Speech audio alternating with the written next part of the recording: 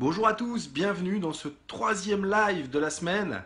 Euh, Aujourd'hui, je vais tenter d'éclaircir vos idées sur la question: est-ce que l'on peut tout dire tout le temps à tout le monde? Bonjour, je suis JP, leader coach en développement personnel durable, fondateur du programme Rends ta vie sublime et de Sublimer vos relations. J'aide les gens à avancer dans leur vie en abordant les problèmes de façon différente. Aujourd'hui, est-ce que l'on peut tout dire? C'est une question qui me revient souvent.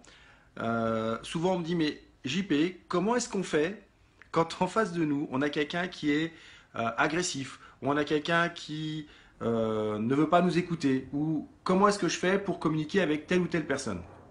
Alors souvent, la réponse que je fais ne plaît pas du tout aux gens, parce que ce que je leur réponds, c'est que si vous vous sentez agressé ou dérangé par une personne, la solution que vous allez avoir pour comprendre cette personne, c'est de vous intéresser à elle. Alors évidemment, quand on se fait un petit peu envoyer bouler, rejeter, agresser, on n'a pas forcément envie de s'intéresser à la personne qui est en face. C'est pas notre réflexe premier.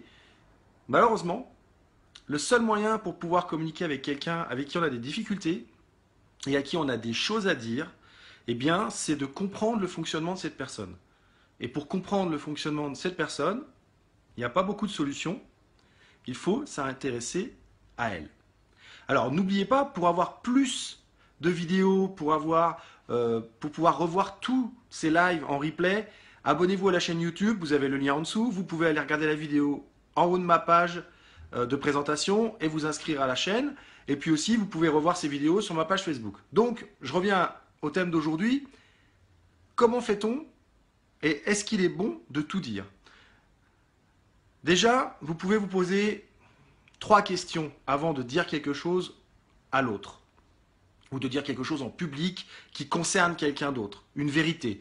Souvent, on a l'impression que on va rendre service à l'autre. Alors posez-vous cette question déjà: au nom de quoi vous voulez dire cette chose?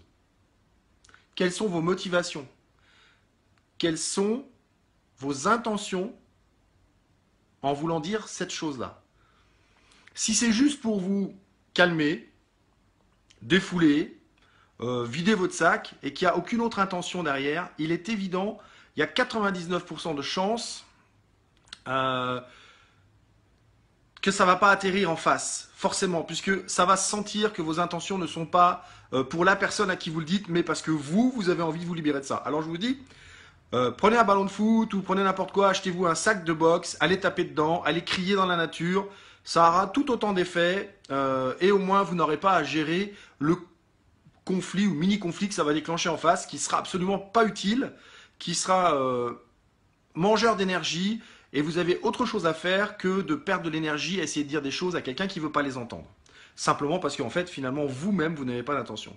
La deuxième chose, c'est: mon intention, c'est de rendre service à la personne en face parce que je l'aime beaucoup et que j'ai envie qu'elle sache qu'elle a un impact qui n'est pas super ou que ce qu'elle dit touche beaucoup de monde négativement et j'aurais envie qu'elle s'améliore.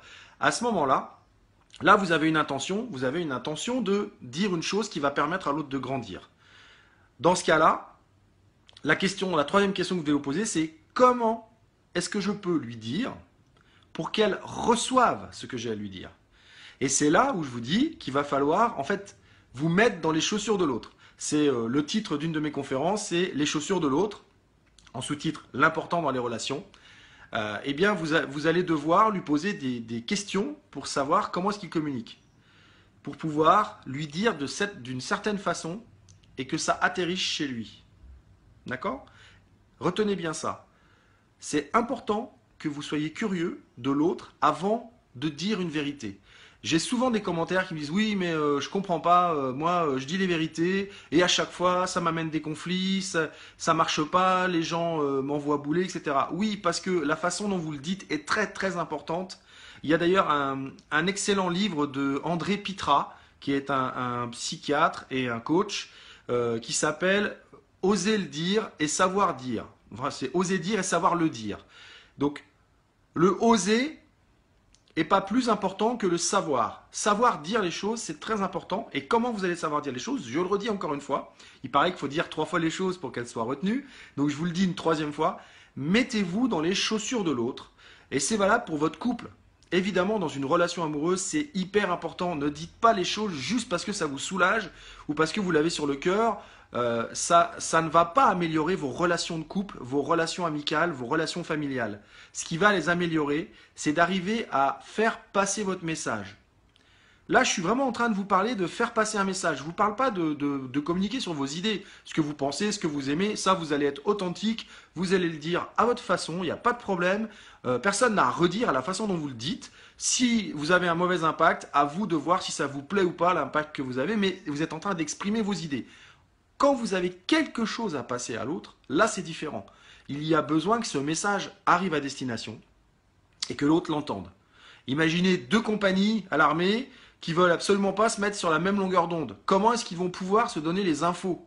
Il y en a un qui est sur le canal 1, l'autre sur le canal 2 parce qu'il a l'habitude du canal 2 et il veut pas changer, etc. Donc en fait, ces deux compagnies, si jamais elles sont en danger, ne pourront jamais se joindre. S'ils ont quelque chose d'important à se dire, ne pourront jamais se joindre. Donc mettez-vous sur la même fréquence, sur le même canal que celui avec qui vous discutez, que ceux avec qui vous discutez, si vous tenez à ce que votre message arrive. Et pour ça, rappelez-vous le premier truc que j'ai dit, c'est important que l'intention que vous avez quand vous voulez donner ce message est importante. Alors j'ai une remarque, j'ai Alain Luc qui dit transmettre un message clair et direct. Attention au direct, attention au direct. Oui, si la personne en face est capable de le recevoir comme ça. Et je parle bien de transmettre un message important. Je ne parle pas de donner son avis ou d'évoquer une idée. Ça, c'est votre vie, vous êtes authentique, vous le dites à votre façon, directement si vous voulez.